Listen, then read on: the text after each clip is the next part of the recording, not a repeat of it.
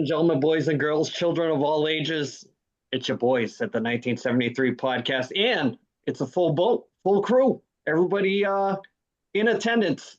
Now, I have to ask Ed, not only were you missed, but are you using personal time or were you taking a vacation? HR department needs to know. I'd have to say that that was personal time that I had built up with all the times that I've shown up. Ooh, I, PTO. PTO. I have built up enough PTO in the bank. I Yes. I would like on our desk by like Wednesday 5 things that you did this past week. Got Sure, it. sure. Boom. Sure, Good I one. did laundry. So, I already- Ed, you got to make up for lost time. Okay. So we've been fumbling through your segment Okay. because you have not been missed. I, as your host, have forgot to do the intro, give Tom the cue. So you're back and ready to go. So, Ed, one watch, everybody knows the rules. Take it away. All right. Hey there, podcast fans. You ready for to show off your love for the 1973 podcast? We've got over 20 different designs of t-shirts and hoodies that capture the essence of classic stuff. Whether you're a fan of the show or just love that retro feel, we've got something for everyone. From bold prints to subtle nods to your favorite personalities, each piece is made with top-notch quality. The timeless style you crave, perfect for lounging at home or making a statement out and about. And don't wait. Our collection is flying off the shelves faster than you can say, don't be cheap, buy a shirt. Visit us now at bonfire.com and grab your favorite before they are gone. And then check out the 1973 podcast t-shirt store on the YouTube on the link. Just click below. All right, Ed. So last week's pick, I believe, came from Thomas. So, Tom, we'll watch everybody knows the rules. Let's start with you. All right. Unforgiven came out what I think 1993, late 92. It's directed by Clint Eastwood, starred Clint Eastwood, Gene Hackman, Morgan Freeman, Richard Harris. Won an Oscar for Best Picture. Clint Eastwood won Best Director, and Gene Hackman won for Best Supporting Actor. The basic synopsis was a prostitute is disfigured by a pair of cowboys, and her fellow brothel workers post a bounty for their murder. Two groups of gunfighters come to collect the reward. One group led by Clint Eastwood's character, and another one by Richard Harris's character. And the groups end up fighting with each other and the hard ass sheriff, played by Gene Hackman. I thought it was an excellent movie. It's like a kind of, I don't want to say morality thing, but it shows you that uh, the heroes aren't always the good guys. The heroes sometimes are the bad guys, as long it means to an end, I guess you could say.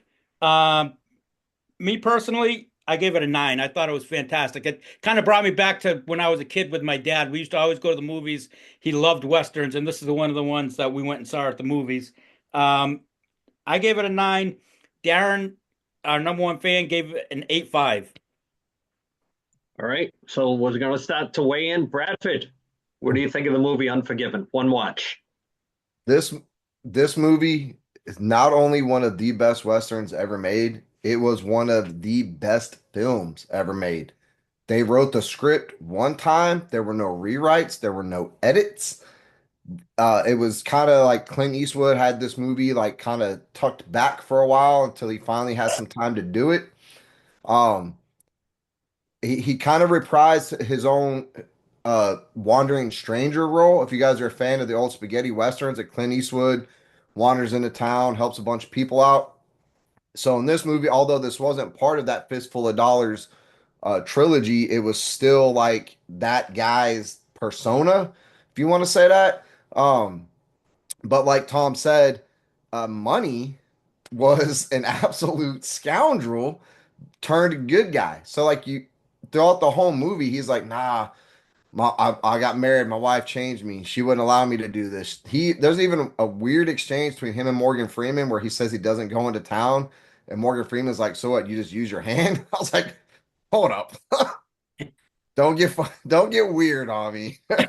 Uh, but great movie. The thing that made this movie so great, besides English Bob being Dumbledore, was that the theme of the movie was that violence takes its toll on people differently. You know, some people can live with it, some people can't stomach it, but the necessity of violence to survive, you know, and especially in the Wild West, and that was like the driving force of this movie.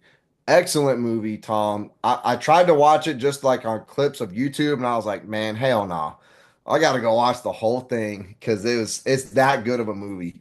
And I'm a sucker for Clint Eastwood westerns, man. I'm gonna give this movie an 8.9. Absolutely love this movie. Shaggy, you're up. Well, let's say I agree. Like I always thought it was a sequel to one of those Good, the Bad, the Ugly. I didn't realize it wasn't. Being the preacher and all that same scenario. Love that movie. Definitely same thing. A big Clint Eastwood fan. Loved all those spaghetti westerns back in the day. Definitely remind me of all those. I didn't go as high as you guys, but I love that movie. I'll give it like an 8.3. I mean, I'll definitely watch it whenever it's on, and yeah, it was a great movie. All right, I'll go next with this. Probably haven't seen this movie since probably the early 90s. So it was definitely going back, and I can't really add a lot of things to what you guys said about the movie. Great lead in by Tom, Brad, about how it's kind of tied into the 70s, late 60s spaghetti westerns, but without saying it. So it's kind of like lost in that genre. If you never were into those, you never really experienced that. Kind of like the pre-martial arts explosion with um, those spaghetti westerns, as they were called, because they were shot, I believe, in Italy, Brad. I believe, right? In Italy, yeah. Yeah, so yeah, like the Italian countryside. Yeah. So Yeah. I'm gonna give you my honest opinion on this movie. I like it, but probably not as much as you guys do. I'm going 7.9 on this movie. Phantom, what do you got? You gotta explain that. Oh, you want some more detail? Uh-oh. He wants substantiation if you want to go old school. So I'm not going to tell you I'm not a fan of the movie. It's just I felt the story itself was a little lacking for me. It's not that I need a lot of stuff blowing up and all that other crap. It's just as far as Like westerns go, there's other Western stories that I think are better than this. The thing that I like about it is, without saying it, they give you that subtle nod at, if you're a fan of Clint Eastwood Westerns, here's the guy that possibly could have been the guy years ago without, doing a flashback or doing a montage of how he was when he was younger. Leaves it to the imagination, which I love. But just, I think the story wasn't as great as maybe you guys think it is. So that's why I gave it a little bit low. I'm not saying it's not a must watch. I'm not saying it's not a great movie. It's just, I just think the vigilante thing with the Westerns is played out sometimes, but that's usually the template, right? For a lot of that stuff. So that's why I scored it the way I scored it. Fair Phantom, enough. what do you got? I'm probably somewhere in between you guys. I liked how they progressed with Clint Eastwood's character. Like when it first starts off, it's almost like it's not really like a comedy, but he's kind of like a shell of himself. He can't get on the horse. I fell off my horse. They can't shoot because they can't see because he's getting older or whatever. And then as the story goes along, and they take out his friend, and he goes back to the alcohol, and all of a sudden now he's got that alcohol in him, and it's like he's right back to the old the old Clint. So I thought it was very, very good. I'm also not like this is like an all time great movie. I wasn't gonna go 7.9, but I'm going 8.1. Usually it's me and Brad that are on the same score page, but it's food for Morocco. Hey, this movie tugs at my heartstrings, man. I love those old Clint Eastwood westerns, man. See, I'm more of I like Dirty Harry for Clint Yeah. Eastwood. I'm more All maybe the old it's city westerns. in the country thing. Appaloosa, Tombstone, Young Guns. Yeah. I'm in. I love those movies, man. I'm going to tell you, when we get to Tombstone, that might be my favorite Western of all time. Not Yeah. Brokeback.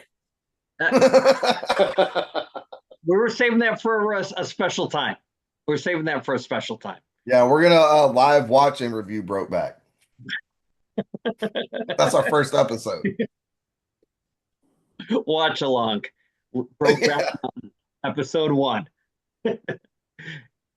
Ed, it's been a while. I don't know if you're prepared. Are you sitting down? I am. Okay, take it I've away. got a billboard behind me. You know, you can't see the white walls. It's not divorce yellow anymore. You know. So anyway, I'm gonna have to say, I really enjoyed this movie. I watched it again. I will say that does it compare to the spaghetti westerns? No, it does not. I did a little bit more. I went a little bit on the deeper dive on this. I believe it was a 53-day shoot. I believe that they flew through the countryside. I believe in Alberta, and they built the set in I think like 30-something days or something like that. Clint Eastwood, all the people that were on the production of that film. I believe most of them had been with him for at least a minimum of five movies. It was entertaining. Absolutely. Did it flow? Yes. Do I think that it would stand the test of time on TV 38 to get you to sit down and grab some popcorn like back in the old days? I don't know. I mean, because it's really kind of feels like it's set up to be up on a bigger screen TV, not on a box.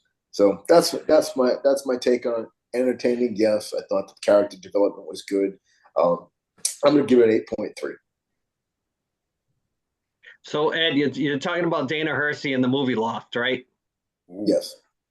Cheap plug right there, right? There you go. Andy has a rule: if it's got Morgan Freeman in it, you can't go lower than an 8. So what's our overall? Thomas, drum roll, please.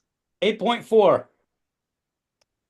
IMDb has it at 8.2. We're Yeah, right in there. You got to ask the experts, right, Bradford? Yep. Blame Andy. We would have been higher. Yep. Andy had to level it out, or we would have overshot IMDb. See? It always takes care of itself, though, because we'll always have somebody come in a little lower than what everybody else thinks, and one guy might bang out a little high, but for the most part in the tweeners, it's pretty close. Well, we're starting to turn the corner with some of these movies where you're getting more of an eclectic view on what you like. And great pick from Tom. I mean, oh yeah, it's great pick. Yeah. Yep. Ed, speaking of great picks, what do you got for us? Your pick this week. Well, I'm going to go old school. I'm going to go in. It is a cult classic. We watched that already. That it is.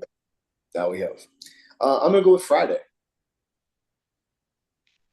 It's Cinema 140 classic right there. Saw that in the movies with one of the gentlemen on this podcast, and probably a story or two came out of that watching. That is definitely going to be fun to rewatch, especially with unedited for TV. If you get any of these movies and they're rated R or NC-17, you got to watch them unedited. You can't watch the cheapo version. You got to watch it as is. So one watch, everybody knows the rules for next week. It is Friday. So let's segue into some wrestling talk. It's the road to WrestleMania. A little heavy. We're going to talk Dark Side of the Ring. I want to talk about the episodes that were kind of leaked, and I kind of sent them to everybody ahead of time. Looks pretty interesting. I don't know if you guys have the list that I sent, but yeah, pretty good. Kind of tough with the first one. It's Hell in a Cell. I guess Mick Foley's in the episode, and they're going to kind of hit that kind of heavy. Thoughts on how they would do really like a Dark Side of the Ring on Hell in a Cell? Is it going to be like a CTE kind of episode, or what do you think?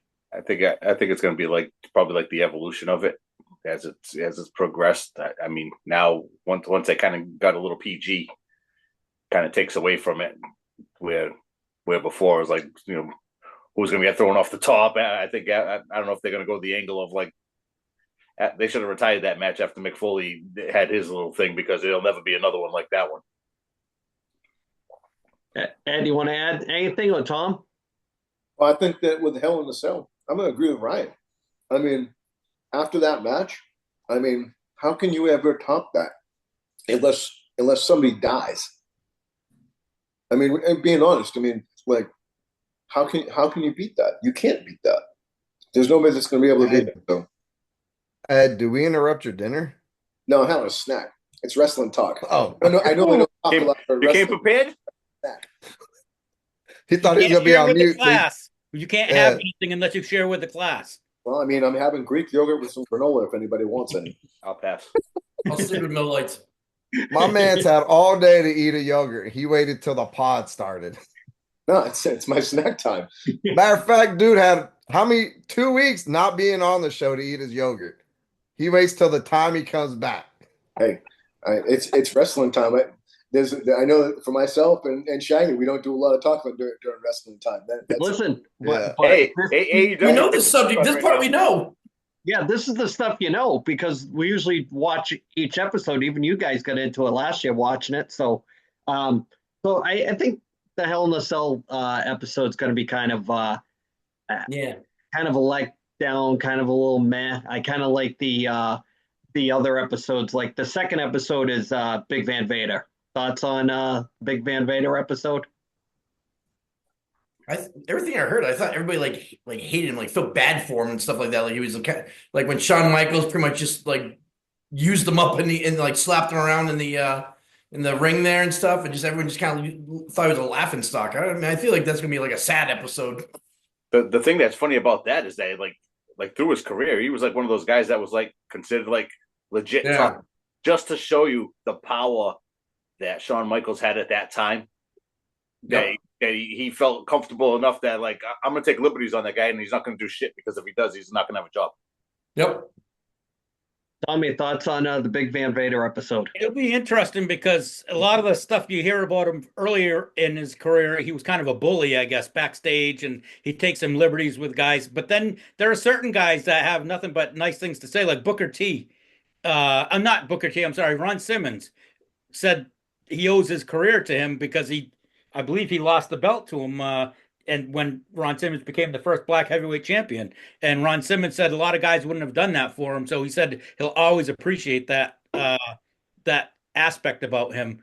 But I mean, for as far as big men, I mean, the guy back then for a big guy to do some of the stuff he used to do was just crazy, and he had an aura about him, especially like when he went to Japan with the big helmet thing that he wore, and he'd put it down, and the smoke would come out. I mean, those Japanese fans were legit scared of him.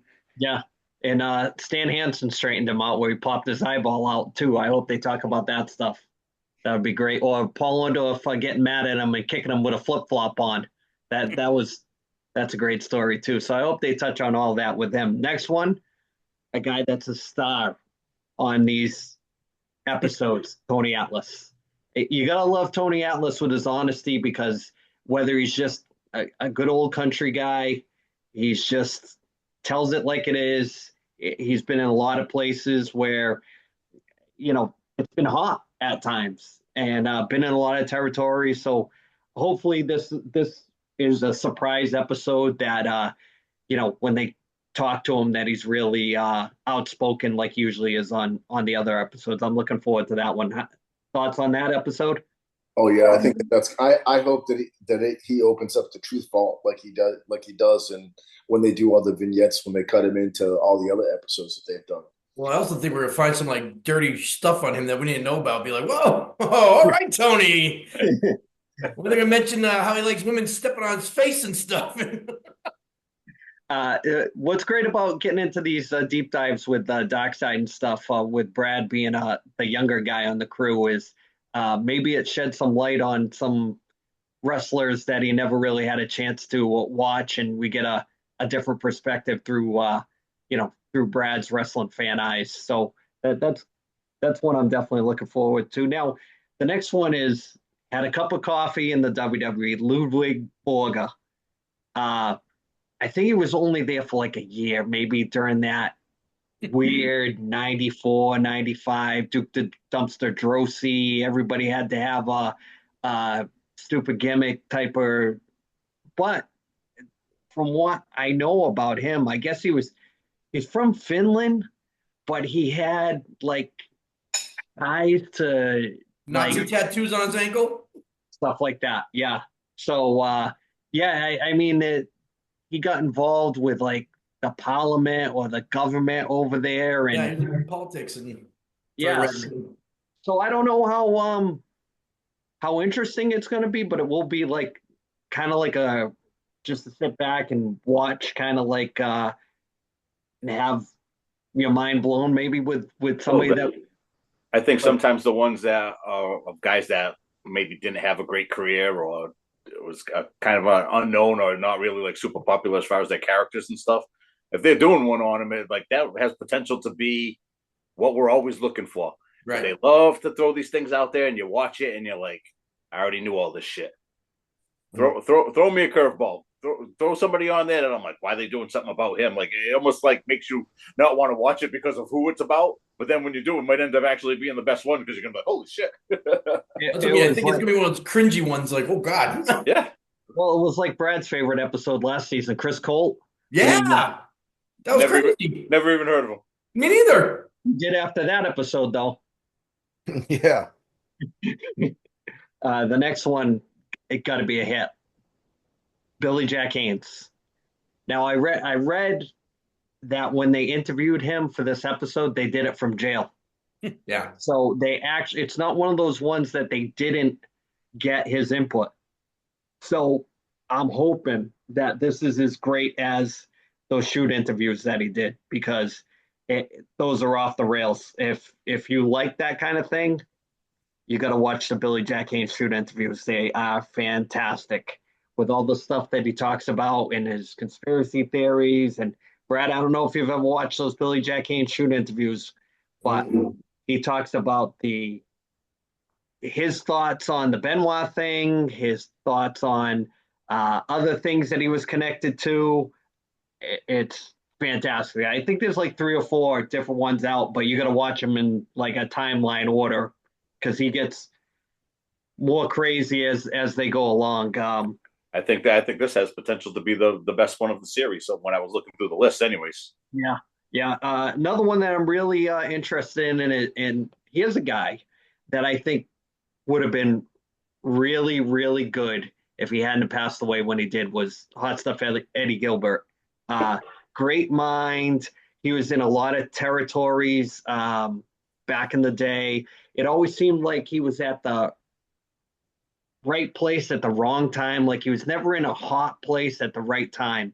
And if he had made it to maybe when the Attitude Era was going on, I think he would have had a huge input in that, because he's part of the reason why Paul Heyman went to ECW and eventually took over and, had Missy Hyatt when Missy Hyatt was, the Uber valet at the time when we were kids. He was married to her for a couple of years. Yeah. Oh, yeah. He had that first family of wrestling with the Rick Steiner and Sting, and him and her was great. Just looking forward to that one. Probably the one that hits home the most with me is the next one, Superstar Billy Graham. I said it a couple of seasons ago when we were doing these, that now this one comes too late as far as he passed away last year. They should have done it while he was still alive. I hate when it's late to the party because you never get it seems like there's something cheap with it. Like you should have done it sooner, gotten the input from him. So that's definitely a little disappointing for me. Glad they're doing it, but a little late to the party. Any thoughts on that one? The thing that's funny about Superstar Billy Graham, for such an iconic wrestler who really had his like window in like the late 70s, like his window of being on top was so small, but he was so influential on people like ripping him off. But after he went away, he was not like, if you look at it like his whole career, he was probably good for like 5 years compared to these guys now. Like if you compare him to like say like Edge, you're gonna be like, oh, Superstar Billy Graham's 1,000 times better than Edge. But Edge's been on top for 25 years. He was only on top for like 4 years. Yeah. Yeah. It's kind of weird how a lot of the older guys, as popular as they are, and as we get into it later with the Hall of Fame stuff, they weren't really household names for that long of a time. Some of them, they only had that little window of maybe most of them probably maybe 5 to 10 years of being on top. But a lot of them was way less than that, and I think he kind of falls into that, even though everybody's taking a little piece off of him. So I don't know if it's like they saw with the potential of that original when he was the champion, and then after he left WWE, and he never went really back to that same gimmick that he used to have. And everybody else was like, "Oh, there's a lot of meat left on this bone that we can." Whether it was Hulk Hogan or just in a body, and you name it, everybody took a little from him. Dusty, it's crazy.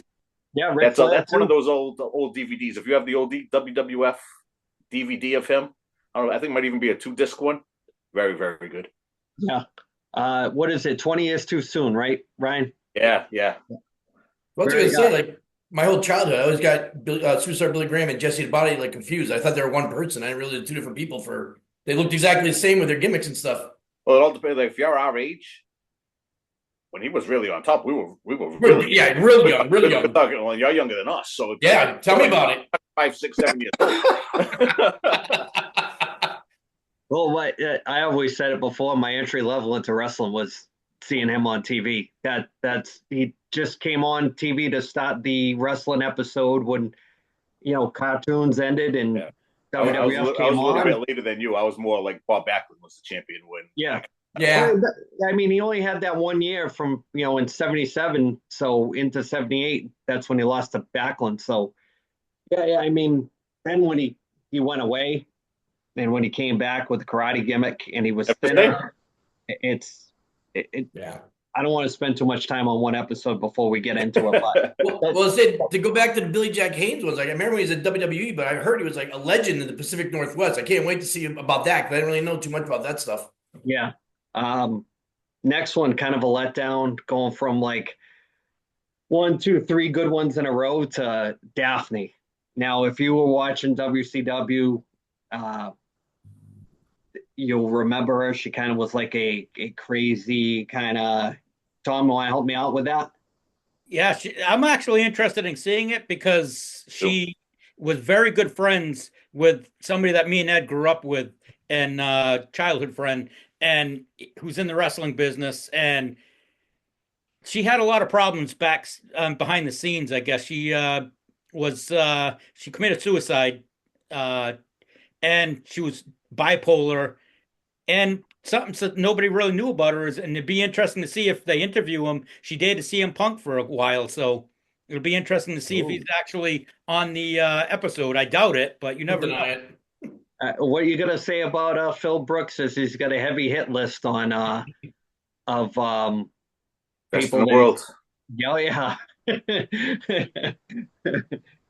Speaking of that, best in the world. Here's somebody that's really iconic in the wrestling business. If you're an old school fan, talk about when kayfabe was heavy, the original Sheik. You want to talk about a guy that moved the crowd as far as how scared people were of this guy.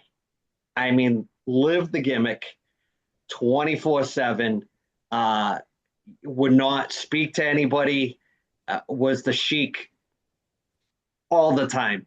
He ran the Detroit territory. So when he had people come to his house that were baby faces, he would actually stay in character and not talk to them and have the wife as the interpreter talk to them. It was insane. But what an icon, the master of the guy with the foreign object, the subtle, a lot of the George the Animal Steel hiding the foreign object behind so the referee couldn't see it, putting it back in the boot, the fireball, first guy to use the fireball with the flash paper. Insane. The matches never lasted long. Talk about an easy work schedule, but if you like old school psychology, kayfabe, and a lot of blood, the Sheik was the guy. There's probably a few ripoffs. I mean, the Bruiser Brody, the Mark Lewins, the King Curtises, the Sheik was there. They call him the original Sheik for a reason, not just because the Iron Sheik, but that is going to be, for me, that's going to be a great episode. Sabu alone. Yeah. Sabu will be in the episode, guaranteed. That. Tom, any thoughts on the original Sheik? It's going to be that they're going to have that they could probably do a 2 hour episode on that one. It should be. I can't wait to see that one. Another legit Hall of Famer. I mean, that's if you want to talk about who's a Hall of Famer or not, he's one of them. And last, kind of fell out of. I'm kind of surprised that they're doing this one, Ryan. Muhammad Hassan. I thought that his character when they brought him back was great, and then the whole thing with 9/11 happened. And Brad, you remember Muhammad Hassan? No, Oh, Oh, you're gonna like this one, Brad. This is a good one. no. so the story with the Muhammad Hassan thing was they had he was a Iranian American or something like that, right, Ryan? Yeah. He was an Was Iranian, was it Iranian or Iraqi? one of the two, living Yeah. in the United States, and then the 9/11 thing happened, and they totally like killed his character. But I- he was a heel, and he was saying that he was like he's an American, but because he's an Iraqi American, that the people treat him shitty, like they're not treating him like an American, and but he had like this like it was like he was rich, and but then it was like he was almost gonna have like this like terrorist network thing, kind of that kind of thing going with it, and what was that last thing that he had? He had all kinds of like terrorists like come into the ring and they were gonna like kidnap somebody, and then the following week it was dead. You never saw him again. They had to fire him. UPN made them fire him, so they ended up firing him because of it. Yeah, they had the Undertaker throw him off the stage, and that was the last time you saw him. So that I mean that character could The thing that was funny about him too was like he was like a pretty good wrestler. He used to do like the Iron Sheik's finisher, but then like twist the head too. He had like a good finishing move, and usually you like whatever they would take him off TV for a while and like repackage him as something else. Never saw him again. Not on WCW either. I think after that, Ryan, he went into acting or something like that as himself or something. But I'm sure it'll be in the episode. So that's a preview of Dark Side of the Ring. I think it starts March 25th, I believe. So we'll be reviewing that once we get going. So speaking of Hall of Famers, this is always great talking point. We're going to start with they announced 2 Hall of Famers. Well, 3 really, but 2 announcements for the Hall of Fame this week. So we're going to hit them both. I agree, Ryan. First, the natural disasters. Now, Fred Ottman has had a resurgence because of the Shockmaster thing and the Phantom t-shirt. But I need to know. Let's start with Thomas. Natural disasters Hall of Famers. Not even close. Not even close. That is this is one of the worst picks they've done in a while, to be honest. Not the worst one, but it is pretty bad. Ed, natural disasters Hall of Famers. No way. Not in a million years. Why? They just didn't get a pop, man. And they just don't. It's so gimmicky. I mean, come on. Earthquake and typhoon. Come on. I mean, you want to talk about, I mean, you could have come up with something better, way better gimmicks and just they weren't even good on the mic. No. They're managed by Jimmy Hart. They didn't have to be good on the mic.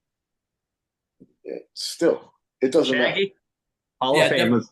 Definitely not. I'm wondering if it's a sympathy vote after last year's Earthquake episode. How everybody liked him. He was a great guy. And then he got sick. Like all the WWE guy just like ghosted him. Like no one from the office talked to him. And they probably feel like dog shit. And I think it's a sympathy vote.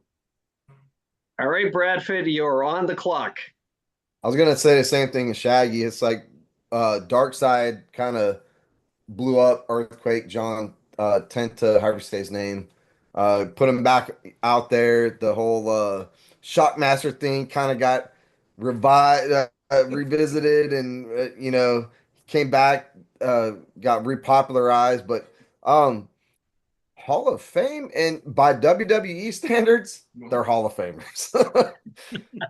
by any other Hall of Fame standard or our standard, did they move the needle like as a tag team duo? Can you think of like a memorable moment where you can say that moment No, implanted them in your memory and in WWE history, and that changed and it moved things one way and changed the landscape of tag team wrestling? no.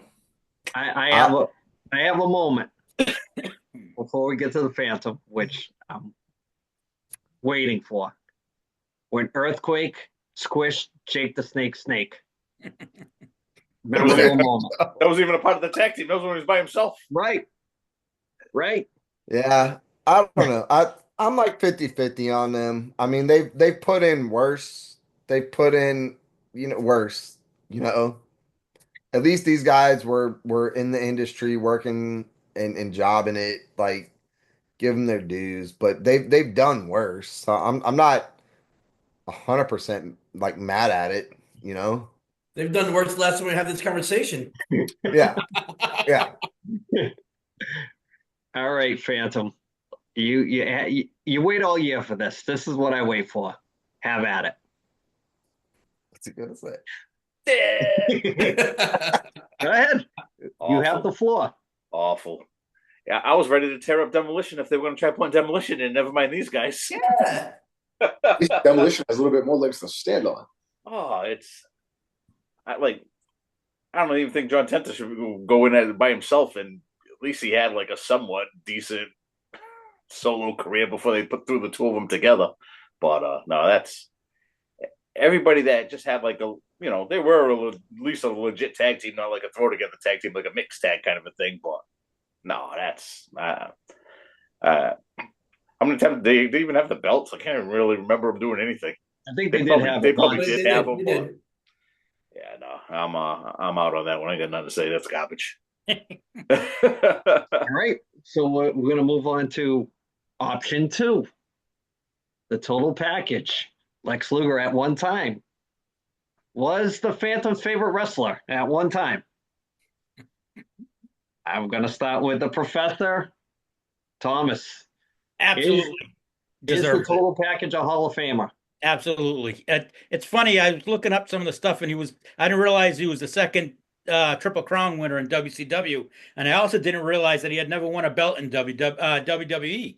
So I mean, it's kind of weird, but he definitely deserves it. He's just with his WCW days. I think he deserves it. All right, Ed. Member of the Four Horsemen. What do you think? Yes. I he longevity, yes. Was he good on the mic? No. Was he a good human being up until he found Jesus? No, no. But I mean, I will say that did he bring something to the table that a lot of wrestlers back in that day did not? Yeah, he did. He deserves to be in there. He was a member of the Horsemen. He was a member of NWO. I mean, he didn't he tag with Sting at one point, Good a bit. and so I'd have to say yes, absolutely. So I mean, I mean, when he came out as the narcissist, I mean, that was ridiculous. That was one of Vince's stupid names that he came up with, and trying to repackage somebody. So, but I will say absolutely, there's no question. Well, before we go to Shaggy, don't forget when he jumped from WCW to WWF, it wasn't for the WWF. It was for the It was for the weightlifting thing. World Bodybuilding Federation. Yeah. And then when that went sour, he moved over to being managed by Bobby Heenan, the narcissist, before he was the Lex Express.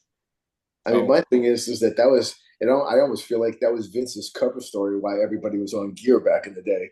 It's I'm probably going to go to the Fed. The feds are coming after me. I might as well start an organization where I actually have true like bodybuilders. So we'll bring this in and we'll kind of roll that out. Shaggy, thoughts on the total package going in the Hall of Fame? Yeah, I agree. Definitely. I mean, just like you said, on his WCW merit alone, like just that alone. And for that hairdo, man, that blown out mullet, that thing got going in the Hall of Fame right there. That thing was awesome. Bradford, what do you got? Oh yeah, it's a guy. I think he moved the needle. He's almost a household name. Was he as big as Hogan and Macho Man and some of the other greats? No. Um, Fame wise, big in stature, absolutely. Absolutely. The dude was gigantic. Um, he as a kid, he was one of my favorites. He was right up there in my like some of my top five, you know. So I think he deserves it. Yeah, man. According to WWE standards, yeah, absolutely. Speaking of favorite wrestlers in their top five, Phantom, Hall of Famer or not a Hall of Famer? Oh, absolutely. Two, two. Whoa, two thumbs up or two I'm thumbs in? he's getting a dub spot. That Well, was well, I want to ask you You're resting your hands for playing Contra? what what makes Lex Luger a Hall of Famer in your definition of a Hall of Famer versus somebody that's not a Hall of Famer? Go ahead. you've hit all the standards. It's world champion, main eventer, won everywhere that he went. Pretty much was a top guy. He's I always thought that when he was coming up, when he first showed up in WCW, there was always those few guys that was going to be like when he was in the Horseman. I thought he was going to be the guy that was like the Rock when the Rock was in the Nation.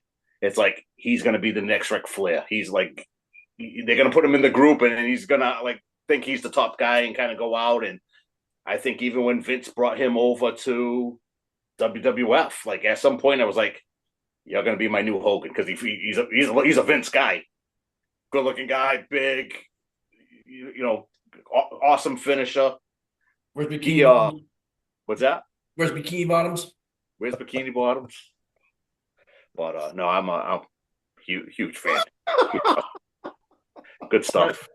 One of the things that people forget about Luger joining the Horsemen is he was the person that replaced Ole in the original four. He was the replacement. So, it wasn't like he was in the Paul Roma spot years later. He was the guy that, he was only the fifth guy in that group. So, go ahead, Ryan. The like you kind of made mention of it, like that whole narcissist stuff. The thing that used to kill me about Vince is like, you want to bring somebody in that was like a tweener somewhere else. And like I think Vince always looked at it like unless you were in the WWF, nobody ever heard of you before. But he's in my like one of my top guys of like he shows up in WWF and they turn him into the narcissist, right up there with Kerry Von Erich being the Texas Tornado, Dusty with the polka dots. So he's like it's like an all time like gaff of like just not bringing him in as Lex Luger and let him be Lex Luger. Well, I think he did they brought him as a narcissist as like a jab at him because he was always that guy like, oh, if there's a mirror, he's going to stop and look at himself. Yeah. He's always like the me guy. So I think it's the reason why they gave him that role. To like, screw you. I like the thing that I think Andy sent it to me this week where it was they were talking about like how WWF likes to paint him as like he was like the super pain in the ass because he jumped ship and went back to WCW during like when the Monday Night War thing was going on. But saying that like you like all those it's like all doctored footage like that they had on that little documentary that they had about him that by Pritchard was they were making it. He was like all that stuff was like they only like showed half the things. Like he goes, I wasn't like the nicest guy in the world, but like the way they painted me, it was like they just wanted to make everybody think that I'm a piece of shit. Yeah, he was talking about the Lex Express trip where he went around the country and stuff like that. How they portrayed him to be miserable the whole time, but they just edited it a certain way to make him look like a certain light. So, the thing that makes me laugh about it too, they always like they drag him through the mud with the Miss Elizabeth stuff because at the time he was on drugs and she was hanging out with him and she was on drugs. So she dies because she's on drugs, but it's his fault because they were doing drugs together. Wasn't like I'm sure he didn't twist around to do drugs. Yeah, I believe Shaggy has a point with these Dark Side of the Rings because they did they do a Luger one or was it just the Miss Elizabeth that he was in? Miss Elizabeth's one, I believe. Okay. So yeah, I mean he is with DDP now, so maybe the big get out of the Hall of Fame induction will be able to see him stand up and walk to the podium or however they do it. So it'll be I guess a feel good moment if you like to see that kind of thing. So let's talk CM Punk real quick. Bradford, thoughts on the CM Punk promo? Go ahead. One thing that they are killing it right now on this particular year and road to WrestleMania, not a lot of big pops, not a lot of really fun stuff going on, but the promos have been off the chain. And CM Punk basically went scorched earth on The Rock. Excuse me. And I don't know, it's one of those, and this is what I love about this time of year is like you can't tell if this was just a scripted promo or if Punk went in on him, because he's frustrated about where he's at and losing his main event status. Because Punk was originally supposed to main event this WrestleMania, and then Cena made his return. The Rock pops in, wrecks the plans for the second year in a row, and there's a lot of heat on him for that right now. And then Punk delivers this scorching promo, and then gets removed off like the next 2 or 3 episodes of Raw. So I don't know if it's just like a timing thing. They're giving him a rest before Mania, or if he really touched the nerve and The Rock was like, nope, get rid of the guy for a little, you know what I mean? So awesome promo, man. Awesome. Ed, I know you have been out of the loop, but John Cena pulled the old Hulk Hogan NWO and went heel on Cody Rhodes, and he's with The Rock, and they're kind of doing this possibly 3-man group, and it's all like kind of Hollywood story underlines, like Cena turned on Cody to go with The Rock because he's been in Hollywood, and he gave like a sign of 3 people, like there could be a third. So I was going back and forth with the Phantom, and we like to call stuff before it happens, but it would be pretty cool if the third person in that group was Goldust from Hollywood, California, to screw his brother. That'd be a pretty epic comeback because he was built from Hollywood, California. When I saw that, I'm like, wow, they could really get him to come back as like a surprise, like his brother's back, and he turns on his brother and gets him to lose the title at WrestleMania, and as Goldust, and go with those guys. And He's locked in with AEW though. I know it's Yeah. maybe we get some deep pockets from The Rock and Oof. get him out Yeah. of his contract or something. Shattered Dreams production. Yep. Yeah. He's gonna get kicked in the balls twice. Once Yep. by Cena and once in the turnbuckle. Cena's beating up Make-A-Wish kids now. Yep. They made there's been some jokes about that. True. CM Punk in the promo threw the Make-A-Wish thing out there. So yeah, it's You see the memes with him holding up a shirt that says "fuck them kids." yeah. Yeah. That's messed up. Hey, it's been all over my algorithm for social media where the parents were filming Their kids watching it. but I even saw some of them where they have the special needs kids watching it and the parents filming it. They're losing their mind, like it's old school wrestling, and Bunch of it's kids like crying.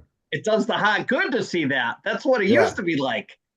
Yep. People losing their shit. Old ladies trying to slap a heel in the front row, stuff like that. That's what missed about Mhm. wrestling. This PC stuff is not good for the wrestling business. Bring back the fans. That's how you get them back. So You think CM Punk greatest promos of all time? Is he the best promo ever? cool. Mm. Promos He's up deep. there. His promos are deep. He's up there. I mean, the pipe bomb, I'd say he's the top pipe 5. bomb promo puts him in the top 5, and then You he did figure this- another pipe bomb on AEW before he left there. So The stuff that he says always has substance. It's not. Yeah. I mean, I love Ric Flair, but Ric Flair's promos they're all the same. Like he Yeah. says the same shit over and over again. And this stuff's off the cuff. If we Yeah. we can rattle off a top 10, but these are the guys probably in the top 10. We'll put Punk in there. You put Piper in there. You put Jake the Snake in there. You put Dusty in there. You put Flair in there. There's 5 right there. Probably, who am I missing? I wouldn't say, is The Rock in there? Yes. oh yeah. Yes. Rock. Stone Cold. Put Austin in there too. Oh yeah. Yeah. So you got 3 spots left on your Mount Rushmore of Steiner. top 10 And list. you're throwing Shane Douglas in there, even though nobody ever saw it. Now that he Hey, had some substance to it. there's 5 people on this panel that have seen 5 of us that have seen him live. What about? He should have been getting ripped off. Yeah. I mean, Thomas, can you add anybody to the list that we'd left You're not gonna off? put Scott Steiner in there? I said Steiner. Did Oh you? yeah. Yeah. That math promo is legendary. I don't know. You got room for 3 more in that top 10, and this, I don't know, Yeah. maybe a revolving door at the bottom. But I mean, you got to look at long-term meme and longevity and meaning and Who's good, really good on the mic, and he doesn't get his due? Samoa Joe. Good too. Yeah. There was something I was watching What's his face? Joe Hendry. MJF. in the top 10 already. Think so? MJF for when he went off 2.5 years ago. Yeah. You notice how all these people we noticed they're all gentlemen, right? There's no females in the top 10. They don't let him talk enough. No. That's a good thing, right?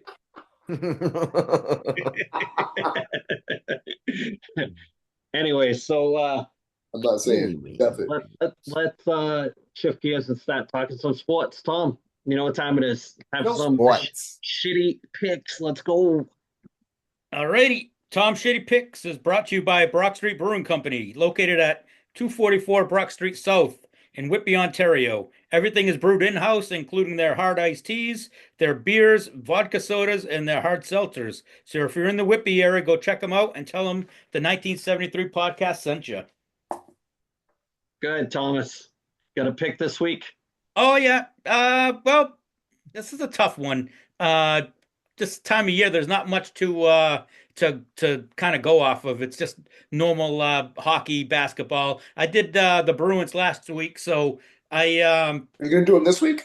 no, I'm 1/3. I'm 1/3 correct. I nailed the trades they made. Now all I need is Jamie Langenbrunner to be fired. They're not going to make the playoffs, so that'd be 2/3 correct. So I nailed that. I'm going to go hockey again, though.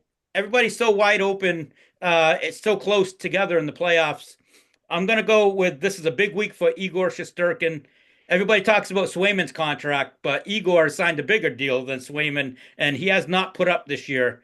This week right here, they've got 4 games. I think they're a point behind. They're tied, I think, with Columbus, I think it is, and they're a point behind Ottawa. They've got 4 games this week, so this is a big week. And actually, I think they may have lost tonight to Columbus already. I'm not sure if he was in net.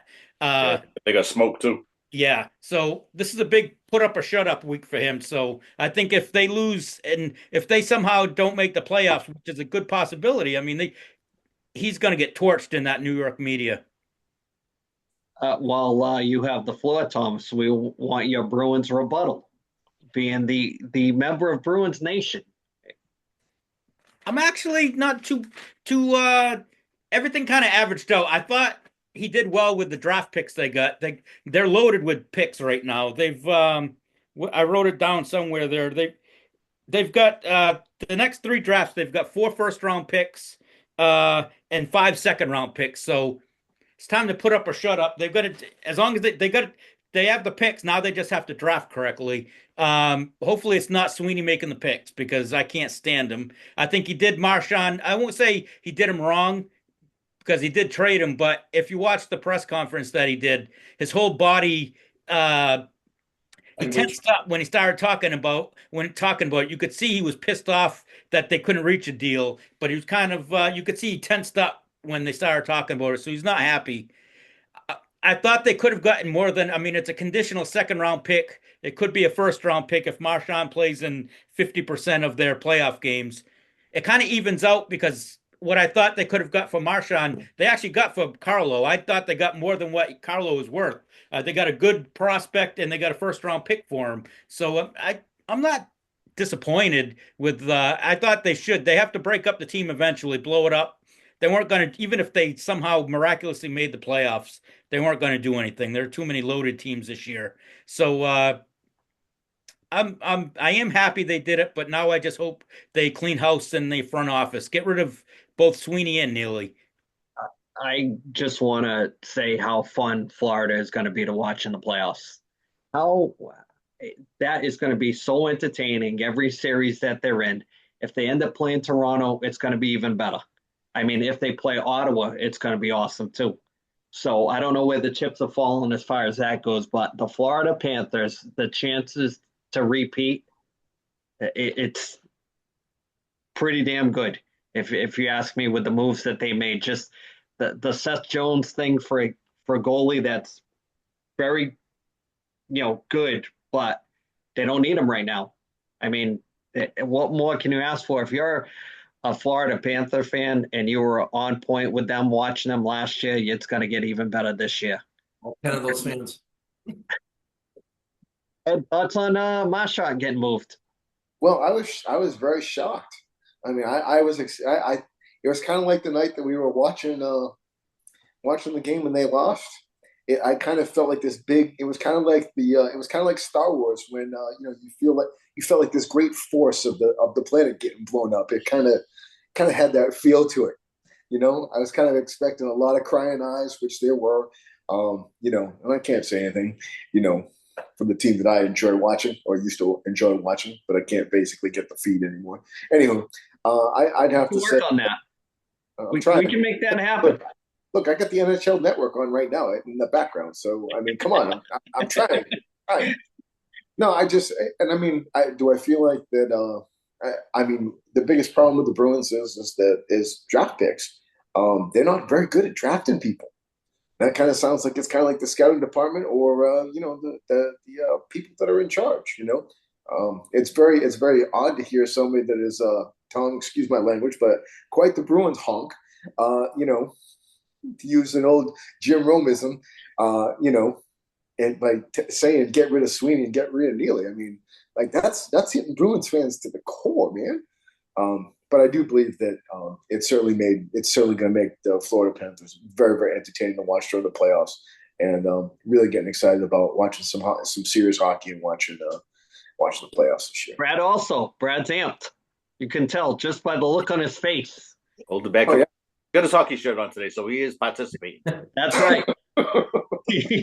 I'm just nervous that Sweeney's going to pull like an old Harry Sinden, Jimmy Jacobs move and get all these draft picks and be like, oh, we're going to get this guy who was great 6 years ago and scores like a third of his points now. Like, oh, he's a has-been. Great. Thanks for coming.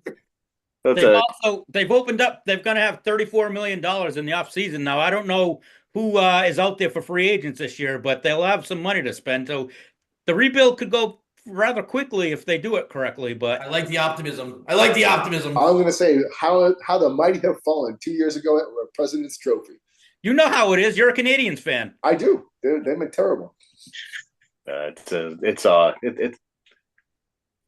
kind of like what Sweeney did, to be honest with you. It's like, all the that are bitching, you have those guys on your team and you're not a playoff team. So why are you complaining that they're gone? It's like, Brad Marchand's 37 years old.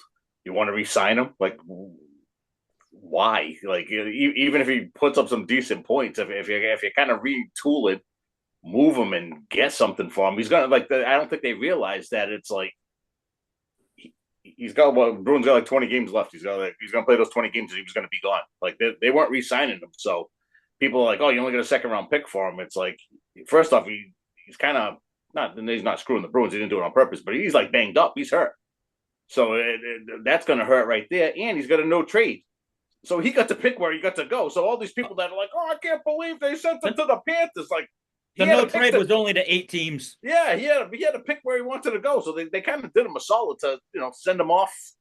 I don't know if the Panthers will re-sign him or not, but the only thing that was kind of crappy was like they forced his hand, because when they talked about like redoing his contract, I think they offered him like only like $3 million a season, which he's like getting 7 now. So the writing was on the wall, but it's a hard cap. You gotta move on from these guys when they get old. They won the cup in 2011. That's a long time ago. So it's time to move on. If you can move Kylo for picks and all that, and I think even more so, they're getting the picks was just loosening up all that money. So why sign a 37-year-old for $3 million when you can get a 25-year-old for $3 million? Excuse me. But I'm not mad at what they did. I'm not even a fan. The So thing is, just like, have- I don't think he's going anywhere though, because are you gonna let the guy that you're gonna fire do all these moves and then fire him? Like, I would think that, like, Well, if you, well, look who we're talking about here, but, like, I don't know. I don't want to I don't want to let the guy clear the cupboard and then get rid of him for somebody else to pick guys later. Hey, Brad, are you enjoying the book? Oh yeah, Yeah. yeah. It's a Fancy great just read. It's a great read. Not enough pictures for me though. the fans are just happy on top of the Blackhawks. Yo, you guys talk hockey. I'm gonna read a book. On the It's really rise. interesting. Where else So are you you gonna wanna- go? I Do you mean, want to add anything to our sports talk for this week, or shall we? Do you want to move on from the trade deadline? A lot of football stuff going on today. I guess Devontae Adams signed with the Rams. Metcalf went to the Steelers, and Josh Allen signed a huge deal with Buffalo. You know what's funny? I think he's got like 4 years left on his current deal, so this deal doesn't even kick in until like years later or something. I don't think. It was something weird. well, I What like is to, it? I like like to the say highest paid one thing quarterback. about hockey before we go. Ovechkin has 9 goals until he passes the great one. Only is nine true. more. Only 9 more empty netters to go because that's the only time he scores. Well, there's that. But I'm going to ask this question to the panel. I'm going to kick this question to Brad first. Brad, what do you think about all these gigantic contracts all these guys are signing right now? Do you think it's sustainable in football? Oh, for football, I thought you were talking hockey. I was like, oh my God, bring out the book again. It's not that type of money. No, man, you sign a mega contract in football, you're pretty much screwing your team for the next till the end of your contract. They can't sign you for mega millions and then go get the pieces you need to be competitive. And Josh Allen had those pieces. They had a great team. They have fielded very competitive teams, and over the years, those guys have come and gone, and he's still there. But his mega contract with the Bills won't be relevant. You can't sustain it. I feel like it's the Drew Brees thing where it's like, they pay him all his money, and then it's like you said, all of a sudden all the pieces fall apart. He's just there. You're just there trying to float it the best you can. They'll still make playoffs. They're not just gonna fade away into nothingness, but they won't be able to overcome that hump. But now when you got teams absolutely fleecing free agency like the Eagles have, and you got Dan Quinn building something with Washington, and San Fran had it figured out. They just couldn't get over the hump. And now they're starting to lose their pieces, and they're gonna have to pay or figure something out. Dallas is so far off the Richter scale on being competitive.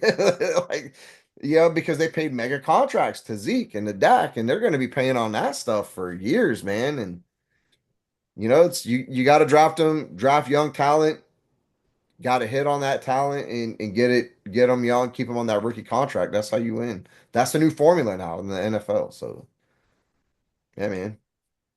So, Ed, I got a question for you. Okay. Did you hear that we had a new sponsor? I did. Yeah. Thomas, do you want to tell Ed about our new sponsor? Sure. The 1973 podcast is fueled by W Energy, but it wasn't always this way. W Energy was born from humble beginnings, an idea sparked in a small apartment when their founder, Anthony, set out to take on the energy drink giants, aka Big Energy. After trying a big name competitor's product and being disappointed by the taste and poor quality ingredients, Anthony knew he could do better, so he dove deep into formulation, mastering ingredients, flavors, and performance to create an energy drink that works without the jitters, crashes, sugars, calories, or artificial dyes.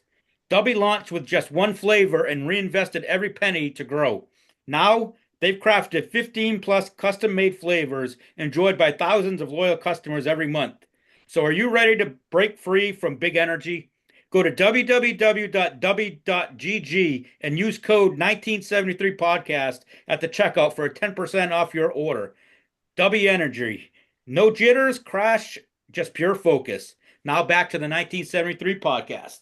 All right, Bradford, it's time to put that aluminum foil hat on, made with Reynolds wrap and love, and take us to the Twilight Zone with the Hold on, tinfoil hat. let me put my bookmark in this awesome book I've been reading. It's called Loving Elliot.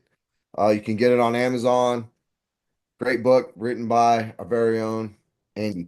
So we've hinted at this story and we never really like went deep into it. It's super weird. It's called the, how do you say this? Tissel Princess?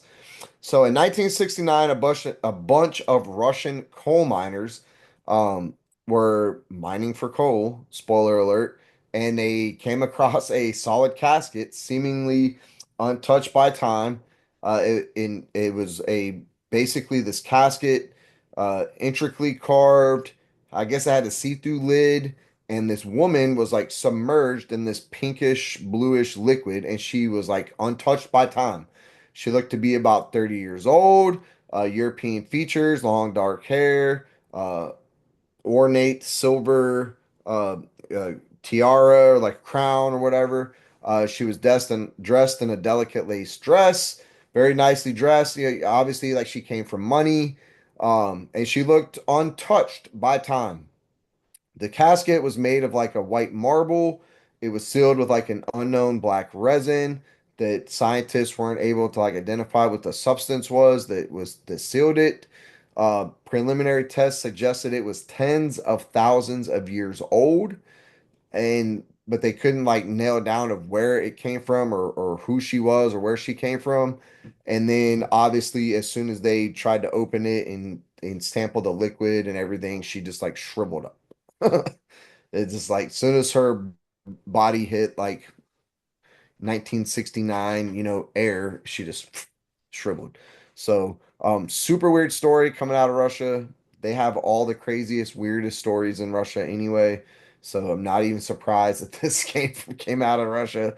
Um, what are your guys' thoughts on the Taisul princess and this liquid that preserves your youth? I know. I've never heard this story. Yeah, it's super weird. I've heard of it because it showed up in my reel probably about 3 or 4 days ago. Now, Oh, now, once they exposed it to the air, was the liquid left inside the casket? Like, could they do anything with the liquid?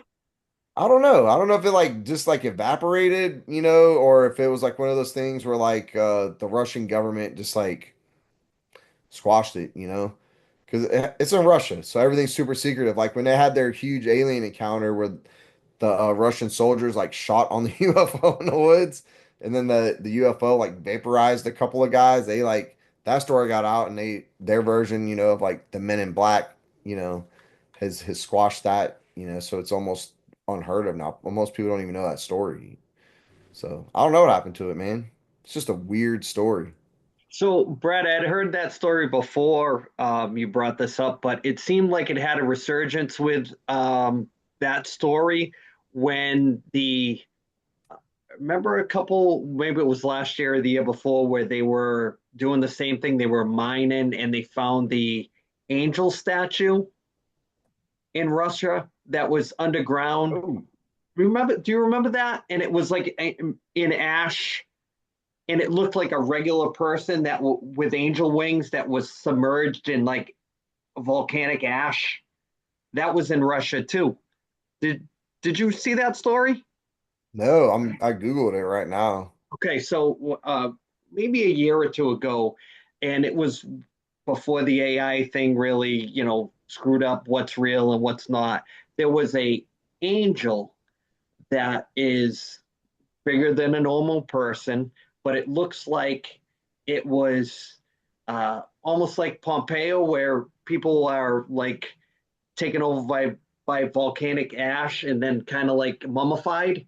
So this angel had massive wings, and it was like down in like a crouch position like this, and they were saying that they couldn't tell if it was a statue or a person that was, and then it went viral for like a week, and then as usual you never see it anymore. And as soon as the Russian conspiracy thing started coming out, that story that you're talking about from 1969 was in that, you know realm of stories that were coming out about cover-ups in Russia. And so also, who knows with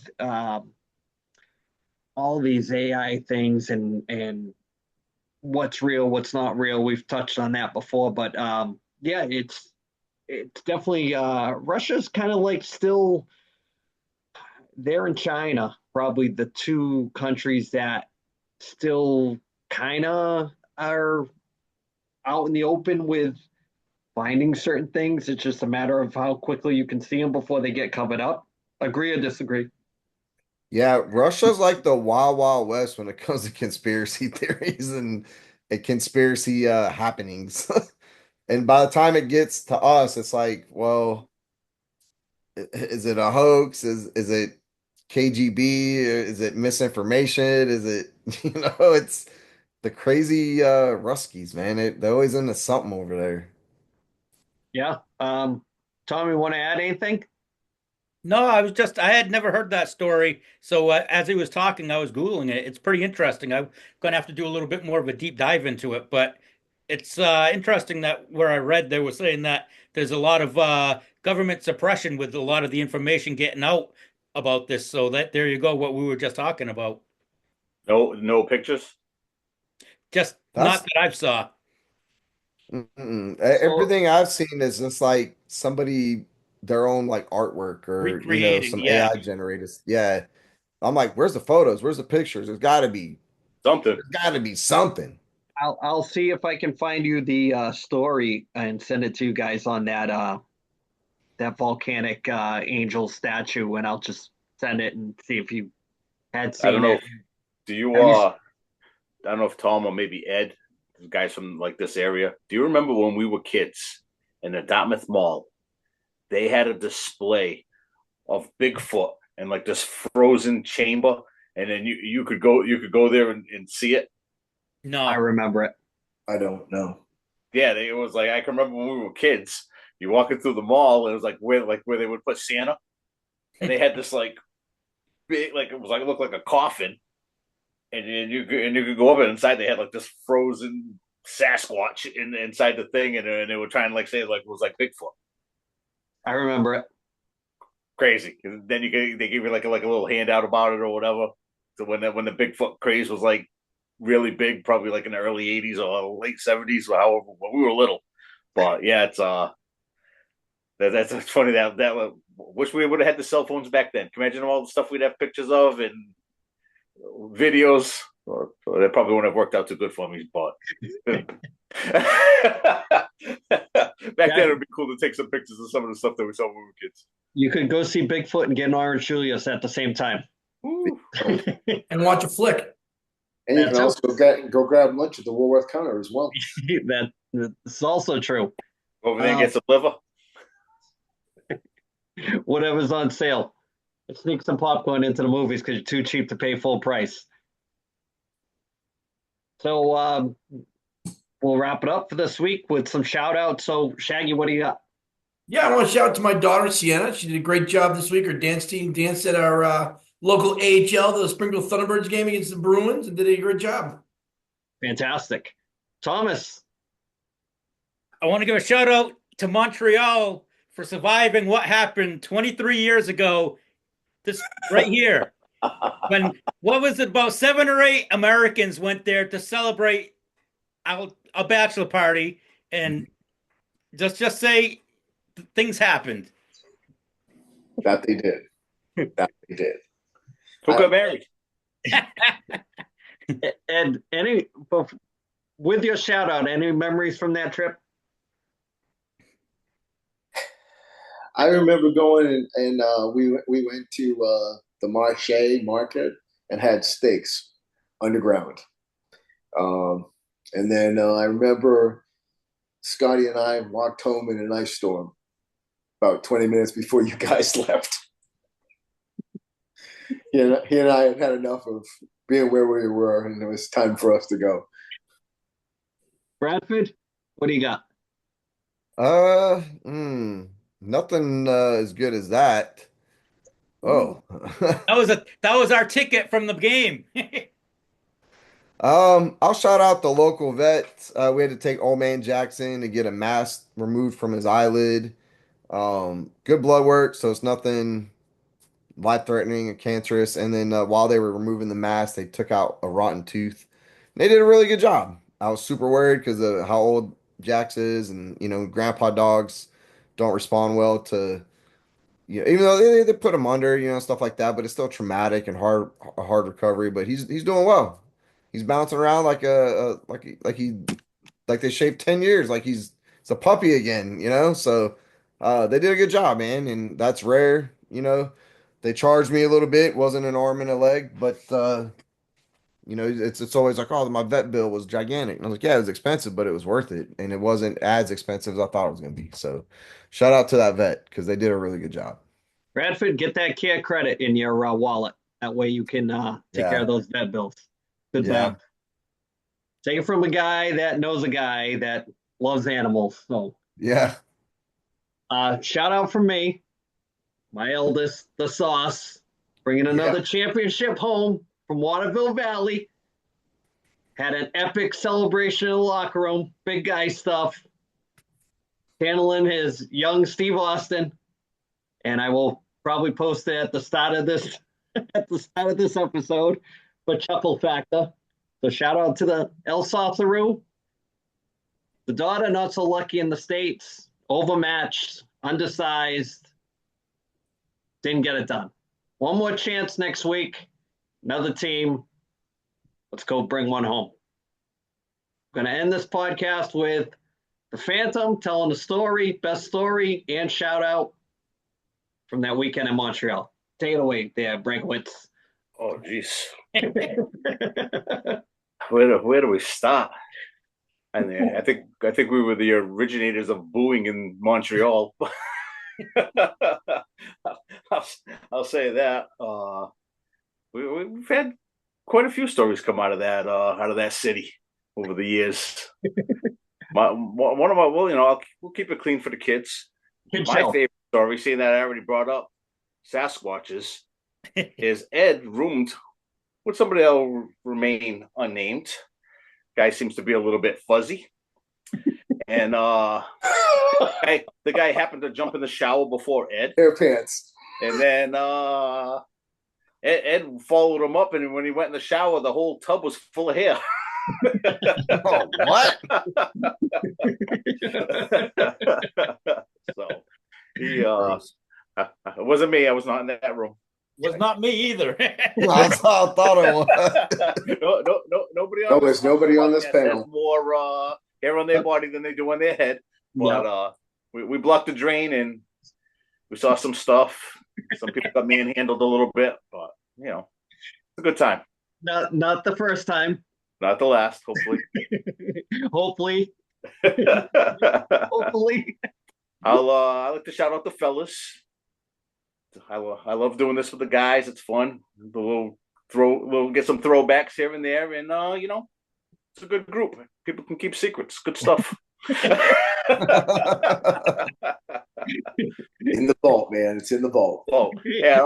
I also like to shout out my good friend Garrett Cole from the New York Yankees. Apparently, he's gonna have Tommy John. I hate to see that. I hope he gets a full recovery. We'll see him in maybe 2007. I don't want to see anybody get hurt, but sometimes it happens. Allegedly. Go Sox, allegedly. All right. So once again, that's your 1973 podcast. Don't be cheap, buy a shirt.